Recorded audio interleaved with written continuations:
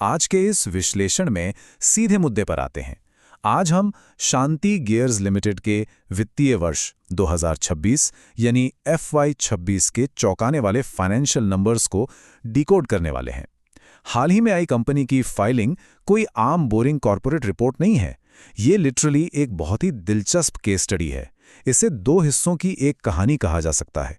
ऐसा इसलिए क्योंकि साल की शुरुआत कुछ अलग ही तस्वीर पेश करती है और फिर साल का अंत वो एकदम से एक रोमांचक दिशा में मुड़ जाता है। तो चलिए इस कॉर्पोरेट पहेली को सुलझाते हैं। सीधे एक धमाकेदार और रिकॉर्ड ब्रेकिंग आंकड़े से शुरुआत करते हैं। 178 करोड़ रुपए। बिल्कुल, ये कोई छोटा मोटा नंबर नहीं है। ये शांति गियर्स द्वारा अपने वित्तीय वर्ष के चौथे और आखिरी क्वार्टर यानी Q4 में हासिल की गई अब तक की सबसे बड़ी ऑर्डर बुकिंग है।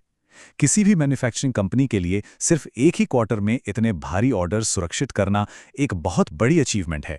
ये सीधे तौर पर एक मजबूत मार्केट डिमांड और कंपनी पर कस्टमर्स के अटूट भरोसे को साबित करता है।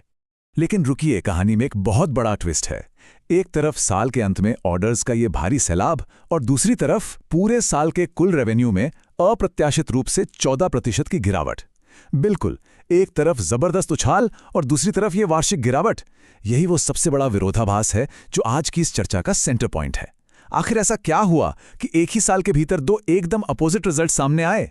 तो चलिए इस गुत्थी को सुलझाने का रोड मैप सेट करते हैं। सबसे पहले FY26 का फाइनेंशियल स्नैपशॉट देखेंगे, फिर रेवेन्यू की चुनौतियों पर बात करेंगे, उसके बाद Q4 के ऑर्डर्स में आए भारी उछाल को समझेंगे, फिर शेयरधारकों को मिलने वाले रिवॉर्ड्स और आखिर में बोर्डरूम और लीडरशिप में हुए कुछ बड़े बदलावों पर नजर डालेंगे।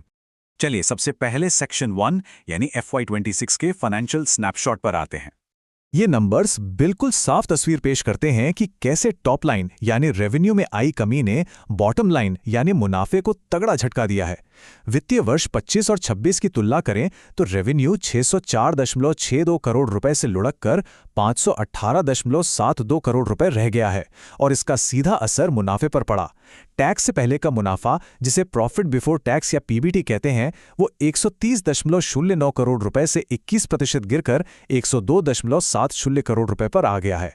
मुनाफा 21% गिरना ये एक बहुत ही क्रूशियल डेटा पॉइंट है जिसे इग्नोर नहीं किया जा सकता। अब बढ़ते हैं सेक्शन 2 की तरफ, रेवेन्यू की चुनौतियों का सामना। आखिर ये गिरावट आई क्यों?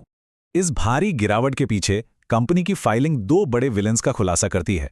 पहला, साल की पहली छमाही यानी H1 में ही ऑर्डर्स का सूखा पड़ जाना, और दूसरा सबसे बड़ा कारण था ग्राहकों द्वारा शेड्यूल्स का डेफरमेंट। इसका मतलब है कि कस्टमर्स ने ऑर्डर्स कैंसिल तो नहीं किए, लेकिन उनकी डिलीवरी या काम शुरू करने की तारीखों को आगे खिसका दिया। बस इन्हीं दोनों फैक्टर्स ने मिलकर पूरे साल की कमाई पर जोरदार ब्रेक लगा दिया। इसी बीच एक और इंटरेस्टिंग और थोड़ा कॉम्प्लिकेटेड अकाउंटिंग टर्म सामने आता है, एक्सेप्शनल आइटम, जो कि 4.78 करोड़ रुपए का है। अब ये कोई साधारण बिजनेस का खर्च नहीं है। दरअसल भारत सरकार ने 29 पुराने श्रम कानूनों को मिलाकर नए लेबर कोड लागू कर दिए। सैलरी और भत्तों की परिभाषा में हुए इस वैधानिक बदलाव की वजह से कर्मचारियों के रिटायरमेंट और बाकी बेनिफिट्स का कैलकुलेशन ही बदल गया। इस बदलाव का सीधा असर कंपनी के बैलेंस शीट पर 4.78 करोड़ रुपए के डेंट के रूप में पड़ा। मतलब कमाल है ना, ये खर्च किसी मशीन के खराब होने से नहीं बल्कि कानून की किताब के बदलने से आ गया। लेकिन असली सस्पेंस और कहानी का रोमांचक मोड़ तो अब शुरू होता है। सेक्शन 3, Q4 ऑर्डर्स में भारी उछाल। कंपनी ने हमेशा 4 चीजों पर सबसे ज्यादा फोकस किया है: रेवेन्यू, प्रॉफिटेबिलिटी, इन्वेस्टेड कैपिटल पर रिटर्न यानी ROIC और फ्री कैश फ्लो। शुरुआती परेशानियों के बाद भी कंपनी का ऑपरेशंस कितना सॉलिड है, इसका अंदाजा इसी से लगता है कि इन्होंने 39% का बेहतरीन ROIC मेंटेन किया है। मैन्युफैक्चरिंग सेक्टर में 39% का रिटर्न वाकई शानदार माना जाता है। और करीब 30 करोड़ रुपए या एग्जैक्ट कहें तो 29.83 करोड़ का फ्री कैश फ्लो ये साबित करता है कि कंपनी के पास सिर्फ कागजों पर नहीं बल्कि असल में भी कैश की कोई किल्लत नहीं है। और साल के आखिर में जो बाउंस बैक हुआ ना, वो लिटरली विस्फोटक था।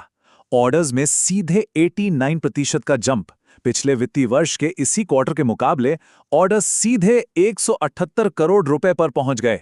यही वो ब्लॉकबस्टर वापसी है जो इस दो हिस्सों की कहानी को एकदम सार्थक बनाती है। शुरुआत एकदम स्लो, लेकिन फिनिशिंग एक विशाल छलांग के साथ।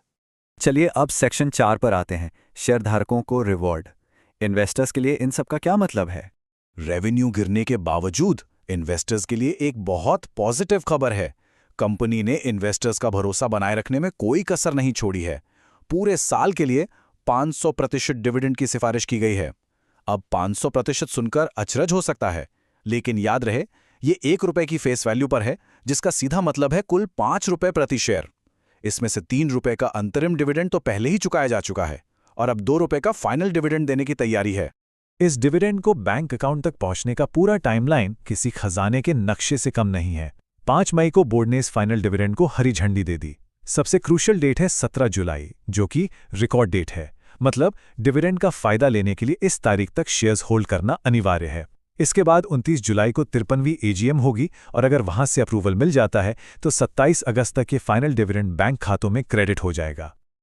और अब इस पूरी पिक्चर का आखिरी हिस्सा, सेक्शन 5, बोर्ड रूम और लीडरशिप में बदलाव।